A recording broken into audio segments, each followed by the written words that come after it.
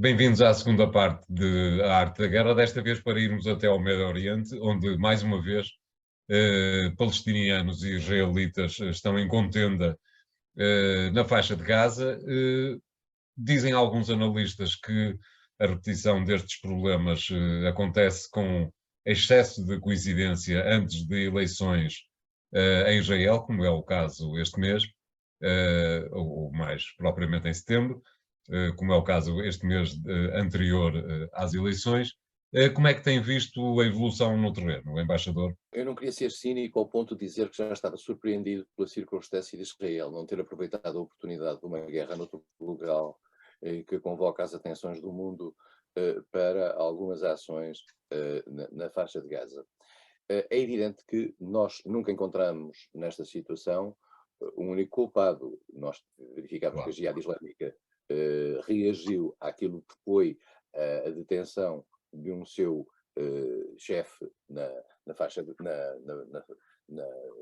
em Jerusalém, margem se não oriental, tiver. na margem oriental do Jordão e, e depois fez os ataques tradicionais em que morrem sempre israelitas e em que a retaliação por parte de Israel acaba por ser muito mais mortífera, dadas as desiguais capacidades que existem e, em particular, dado o terreno em que esta retaliação se faz. Eh, o, a faixa de Gaza, para quem não saiba, é uma das zonas do mundo com maior densidade populacional, é uma zona muito pequena, com 2 milhões e meio, 2,3 de pessoas, que vivem em condições absolutamente miseráveis, com alguma ajuda internacional, eh, mas muito escassa e Até numa porque situação. proibida, não é? Exatamente, até porque proibida e limitada agora por parte dos Estados Unidos, mais recentemente, o que criou às próprias organizações internacionais de natureza multilateral maiores dificuldades. E como não há um arranjo entre Israel, por um lado, o Hamas, que dirige a faixa de Gaza, temos que ver que a Jihad Islâmica é um produto diferente dentro da faixa de Gaza. E como não há uma autoridade dentro da faixa de Gaza, a autoridade palestiniana que está na margem ocidental do Jordão, e como não há progressos relativamente a um arranjo de tudo isto, a raiva, o ódio, as tensões acumulam-se. E esta Jihad Islâmica, que é muito, enfim, apoiada pelo Irão, ciclicamente tem as suas ações e às vezes combate em termos de radicalidade o próprio Hamas, funciona não em conflito, mas em competição, em matéria de competição, na sua atitude anti-Israel. E como o António dizia bem, havendo eleições em Israel, e nós já vamos, creio que, nas quintas eleições em muito pouco tempo, Em 3 anos, exato. em três anos e tal, eh, já que tínhamos falado, lembro-me várias vezes, quer da queda dos governos de Benjamin Netanyahu, quer da criação deste governo, que era um governo anti-Netanyahu, um governo para tirar Netanyahu do poder, um governo que inclusivamente tinha um partido de origem árabe, com ligações árabes, pela primeira vez nesta coligação. Nós verificamos que é sempre fácil e é sempre cómodo para os dirigentes israelitas que vão a eleições mostrarem a sua força contra os palestinianos, porque sabem que isso é popular ao nível da sua capacidade de mobilização de eleitores nas eleições legislativas. E, portanto, estamos em mais um ciclo. Não quer dizer que não tenha havido uma provocação por parte dos palestinianos. O que há é um status quo que é rompido sistematicamente pela circunstância de não haver nenhuma esperança a nível internacional de um qualquer acordo. E há uma questão que é preciso termos consciência no Médio Oriente. A única entidade internacional que tem alguma capacidade de influência na questão do Médio Oriente em termos decisórios são os Estados Unidos. O resto é conversa. A União Europeia é, já o que eu disse uma vez, uma frase que eu aliás li em qualquer sítio, tem sempre o Oscar para o melhor ator secundário no Médio Oriente. Paga as contas, paga as destruições que Israel faz, tenta ser relevante, mas obviamente os Estados Unidos não lhe dão o mínimo de espaço. E são os vários ciclos políticos que nos Estados Unidos que determinam a maior ou menor flexibilidade por parte de Israel. Há líderes israelitas, como é o caso de Netanyahu, que conseguia impor-se naquilo que era a comunidade pró-israelita dentro dos Estados Unidos.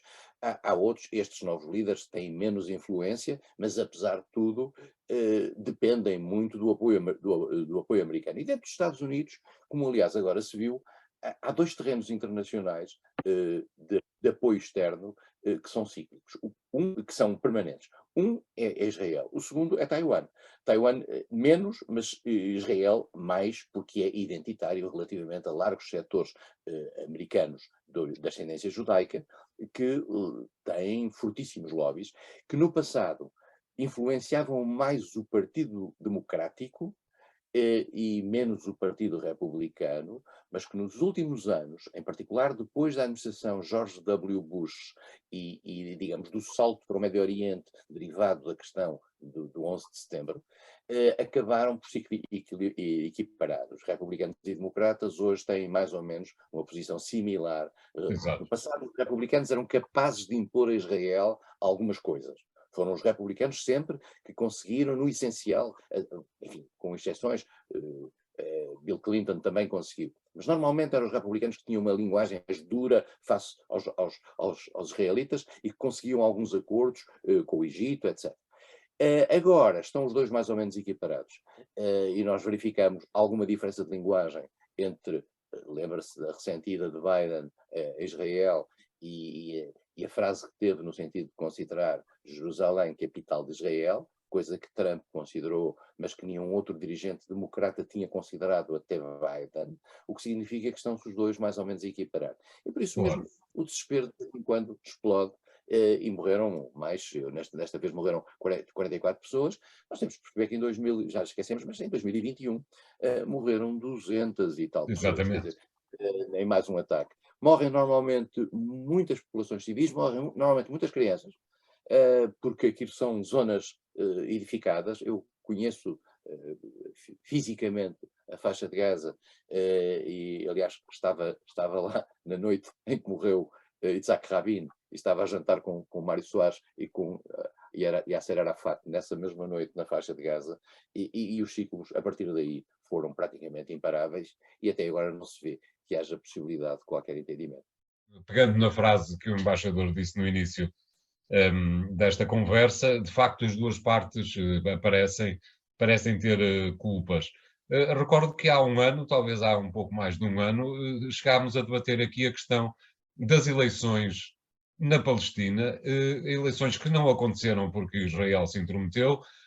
Israel intrometeu-se porque havia a expectativa de que o Hamas viesse a ganhar as eleições gerais e que a autoridade palestiniana as perderia. O certo é que passou um ano e já ninguém se lembra de que é suposto haver eleições na Palestina. É verdade, e há eleições em Israel, mas não há eleições Exatamente. na Palestina. E Mohamed Abbas tem vindo a atrasar a determinação de datas para as eleições na Palestina, o que de certa maneira também, perante o mundo, em particular perante o mundo ocidental, que é aquele que no fundo acaba por ter alguns setores ocidentais acabam por ter uma certa simpatia pela questão palestina, que é de facto trágica e dramática no plano internacional, mas obviamente que um comportamento de um líder palestino que não leva à prática digamos, a legitimação eleitoral, isso acaba por debilitar a própria imagem da base, e isso não é sem consequências para aquilo que é o seu prestígio internacional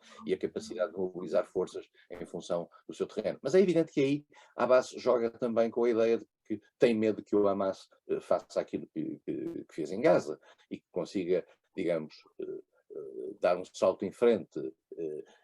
A base está um bocadinho como estava Yasser Arafat numa certa altura, que era prisioneiro da rua, Exato, prisioneiro daquilo que era o movimento da rua, claro. sabendo e inclusivamente, mas tem apesar de tudo sido capaz de alguns acordos de natureza pontual, muito mais moderados do que Arafat.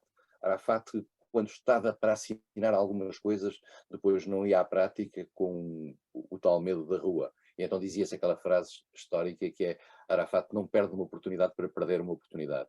Mas, Exato. de facto, em Gaza e na Palestina em geral, as oportunidades não são muitas. claro. Vamos fazer aqui o segundo intervalo do programa de hoje. Voltamos já de seguida com o terceiro tema. Até lá.